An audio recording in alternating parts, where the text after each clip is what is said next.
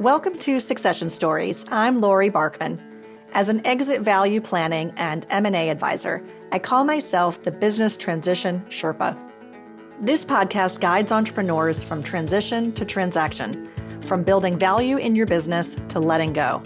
What do I do when I'm not hosting a podcast? I work with owners to maximize business value with my firm, Small.Big. And as a certified mergers and acquisitions advisor with Stony Hill, I guide you through the complex process of selling your company. Tune into Succession Stories for weekly insights to reward your hard work and avoid succession regrets. Hit subscribe wherever you listen to podcasts and sign up for our newsletter at successionstories.com. Here's to your success. 100% of owners will leave their business one day, but few are prepared. Through this show and in my advisory practice, I've spoken with hundreds of people about the uncertainty they feel about big questions like, who will take over for me one day? And what should I be doing now to get ready? To guide you through these challenges, I've written a book called The Business Transition Handbook. It provides real-life stories, exercises, and tools to help you get ready and let go on your own terms without regrets. Get the book and sign up to receive exclusive content by visiting businesstransitionhandbook.com. That's businesstransitionhandbook.com. Is this the year to sell your company? Don't leave your exit to chance. Stony Hill Advisors works with entrepreneurs like you to get ready for what may be the biggest transaction of your life. Learn what your business is worth by visiting stonyhilladvisors.com/podcast. In this Solocast, I'm going to cover a critical owner succession pitfall to avoid: that your company needs you too much. This topic is covered in my book, The Business Transition Handbook: How to Avoid Succession Pitfalls and Create Valuable Exit Options. It's the number one pitfall to be aware of. Does your organization need you too much? And what can you do about it? Data from the Value Builder system shows that companies with equity holders who are personally responsible for more than 25% of the company's revenue are half as likely to receive an offer. And you're more likely to see a discount on the company's value. When the business relies too heavily on the skills or relationships of the owner, there's a negative effect on value because there's a risk that the company won't thrive into the future without the owner.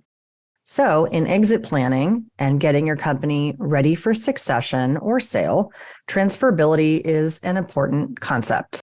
If only one person in your business leads mission-critical functions, it could pose risk to your business today and to a new future owner. When was the last time you took a vacation?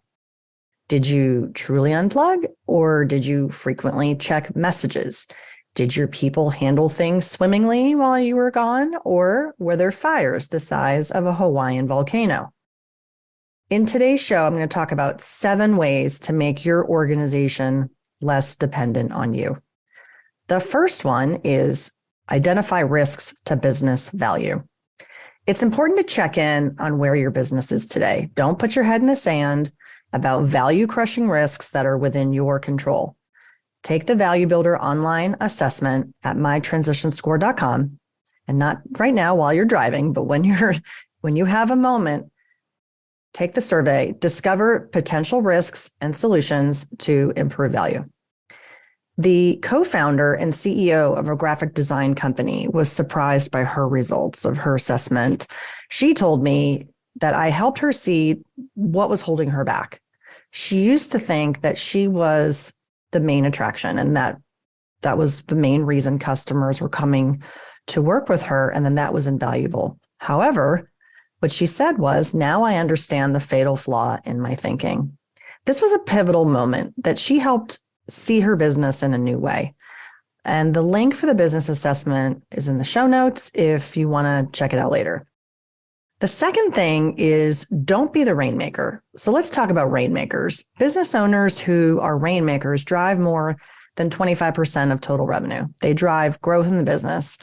Rainmaker owners tend to have strong connections because they are involved in every facet of the customer relationship. They're responsible for service delivery, product development, sales, maybe even client service. That's a lot for one person to handle. And is it sustainable? While those relationships can fuel growth initially, over time, it will present risk to your business value. Relationship-based deals also are something to consider. They may be verbal agreements rather than papered and written down. And if those relationships are tied to the owner, revenue growth will flatline, because what happens if those relationships go away over time? There's only so many hours in the day, and there's limits to one person's capacity to sell. Not to mention, there's risk in the business if something happens to you and your capacity to work in the company going forward. Let's talk about the third one, which is architect your sales and marketing. Now, another type of sales and marketing leader is the architect. The architect develops a framework that others execute. This will increase your organization's sales and marketing capabilities over time. This could mean outsourcing your marketing to an agency or hiring people in-house to help you build your marketing processes and systems. It is possible to make a switch from a rainmaker to an architect owner if you can delegate, train, and build. On the delegation side, you'll want to delegate responsibilities that are really outside of your skill set or that just sap the lifeblood out of you. On the training side, you can hire and train salespeople to do the selling. Training others will expand your growth opportunities and enable you to focus on other aspects of the business. And on the build side, you'll want to create processes and systems so that others can do the selling and marketing. And it's not all reliant on you. So that brings us to the fourth point, which is do what you love and outsource the rest.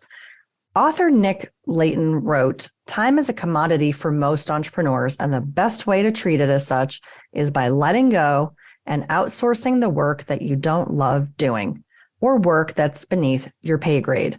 At the end of the day, delegating tasks that you don't enjoy can impact your business success. Because business owners tend to do everything, it's not practical as you grow. As the business becomes more and more dependent on you, you focus your passion less and less. You're bogged down with processes, and this leads to burnout and prevents your business from growing. Instead, do what you love, outsource the rest." Who is your most important customer? The person who buys your business. Stony Hill Advisors works with owners to maximize the value when you're ready to sell. Get started today with a business valuation by visiting stonyhilladvisors.com/podcast. Delegation is critical. It's a critical skill for any business owner. If you are personally overseeing the details, chances are you are a bottleneck to your company's growth and to its value. If your goal is to build a business that can thrive without you, you will want to master the art of delegation. Think about the degree of autonomy you want your employees to have. Outline a time-based or financial budget to work within, give them some scope. Encourage employees who get stuck to come to you with questions that you can simply answer yes or no. Over time, the number of problems that boomerang back to you will diminish. Another tool is the skill fund box. Make 4 boxes across the top, things that you're good at and not good at. On the vertical axis, things are you enjoy and don't enjoy. So you have four squares in a quadrant. Next, think about how you're spending your time across those 4 boxes. Are you spending the majority of your time on things that you're good at, but sap your energy? They bring your mood elevator way down? Or are you working on things that bring you enjoyment? Also, consider how you spend your time and if you're generating value in your business by doing these activities. For more ways to develop your approach to delegation, I have another great resource for you. It's an ebook called The 4 Degrees of Delegation, and I'll include the link in the show notes so you can get it later. The 5th point is to recognize potential and align incentives. Meredith Meyer Grelly is the co-founder of the Wiggle Whiskey Distillery, a hospitality and manufacturing business. For a long time, she recognized that the level of detail at which she was operating was not good for the business. She wanted to figure out a way how to extricate herself from the day-to-day. The first thing that happened was pre-pandemic. They started developing growth plans for their leaders, and they were taking a 2 to 3 year view. But once the COVID-19 pandemic hit, everything accelerated. Their hospitality operations shut down, but they did not lay off staff. So the owners became much more active in leadership development, feedback, and actively managing people's growth plans. They also attached financial incentives to the growth of each individual leader. And everyone met the growth targets. The business ran better than when Meredith was trying to micromanage everything. And everyone, all the team members and her family, were much happier. Meredith had successfully taken herself out of the day-to-day business, which enabled her to become an adjunct faculty member at Carnegie Mellon University, something she was excited to do. And within a few years, Wiggle Whiskey was successfully sold to a strategic buyer. The sixth point is to weigh short-term profits versus long-term value. Some people use profitability and value interchangeably, but they can be in conflict with one another. Instead of hiring salespeople, the owner seeking to maximize profits would do all the selling themselves. Instead of hiring a management team, they would hire the lowest paid staff they could find to simply execute. While the profit seeker may maximize their profits, they would also grow a business that may not be sellable. Kevin Trout started Grandview Medical Resources with the intent to sell one day. The medical equipment company grew at an impressive rate of 30% year over year. But this pace created financial risk in the business and was impacting Kevin's health. He knew he was the bottleneck to growth and had to do something different. He brought in professional managers, vice presidents of operations, finance, and administration. Kevin still ran the sales team, but no longer sold to clients directly. He was only involved in the biggest deals. This was a calculated risk because the company couldn't afford everyone at that time. But his investment eventually paid off. The company grew to $15 million in revenue. His leadership team had day-to-day responsibility, and Kevin held them accountable for profitability. He put in 30 hours a week and achieved a much healthier work-life balance. Profits were strong, and he was able to work on the business and not in it. Eventually, Kevin sold the company to a strategic buyer. A critical decision was putting the management team in place around him. Although this decreased short-term profits, the business was more transferable and increased his enterprise value overall. So timing is important, just like when you're driving a car with a stick shift. If you push in the clutch too soon, you'll stall the engine. You're spending too much money. But if you hesitate to push in the clutch, you have to avoid people getting burned out. And that number one person, the risks getting burned out, is you, the business owner. And what would your business be worth then? Which brings us to our last one, which is test your ability to separate. What if you weren't in the business for 3 months? You can be intentional and purposeful to work on this over time. Take a day off and truly unplug. See what happens. Then in 6 months, take 2 days off. You'll know where the gaps are. Maybe you need to delegate some duties to other people. Maybe you need to transition responsibilities or document processes. Eventually, you may be able to step away from the business and make sure that the business will be okay and thrive without you. So let's wrap up. Here are the things I want you to take away from the Solocast. Transferability. Transferability, or the ability for a business to continue operating without the presence of its owner, is important for succession or for sale. A business that relies too heavily on the skills or relationships of the owner may pose a transition risk to the business and, of course, to its value. And steps that business owners can take to decrease organizational dependency include expanding leadership teams, cross-training, and increasing the skills of the groups, delegating and standardizing practices. How can you make this content actionable?